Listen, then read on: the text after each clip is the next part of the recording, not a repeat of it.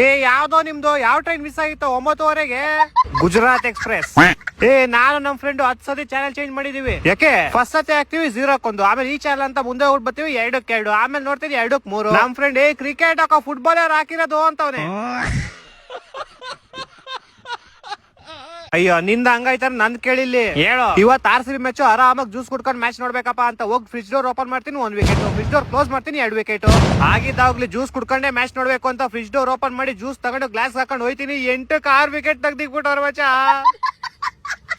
ಬಿಡೋ, ಏನ್ ವಿಕೆಟ್ ತೆಗೆದ್ರೆ ಏನು, ನಿಮ್ 49 ರೆಕಾರ್ಡ್ ಮಾತ್ರ ಯಾರು ಮುರಿಯಲ್ಲ.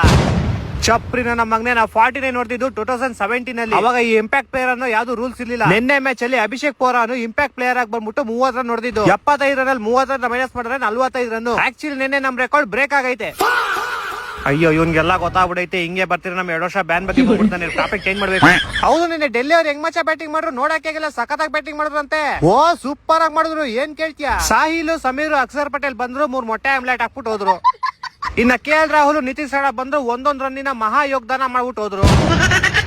ನಾನ್ ಒಂದೇನ್ ಯೋಚನೆ ಮಾಡೋದಂದ್ರೆ, ಡೆಲ್ಲಿ ಮೇಲೆ ಈ ತರ ಗೆದ್ವಿ, ರಾತ್ರಿ ಸೆಲೆಬ್ರೇಷನ್ ಮಾಡಿದ್ವಿ, ಬಿಟ್ಬಿಟ್ವಿ. ಅಕಸ್ಮಾತ್ ನಿಮ್ಮೇಲೇನಾದ್ರು ಈ ತರ ಗೆದ್ದಿದ್ರೆ ಅಯ್ಯೋ ನಾವೇನ್ ಹೇಳಕ್ಕಾಗ್ಬಿಡ್ತಿದ್ವಿ.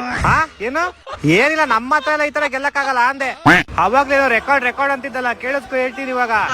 6 ಓವರ್ 6 ವಿಕೆಟ್ ನಮ್ದೇ ರೆಕಾರ್ಡ್. ಪವರ್ ಪ್ಲೇ 13 ರನ್ ಹೊಡ್ಸ್ಕೊಂಡಿದೀವಿ, ನಮ್ದೇ ರೆಕಾರ್ಡ್. ಇನ್ ನಮ್ boss king Kohli IPL 300 6 804 9,000 run. ನಿಮ್ ಇಡೀ ಜನ್ಮ ಹೋಗ್ಬಿಡ್ತಿದ್ ನಾ ಮಾಡೋ ಅಷ್ಟರಲ್ಲಿ.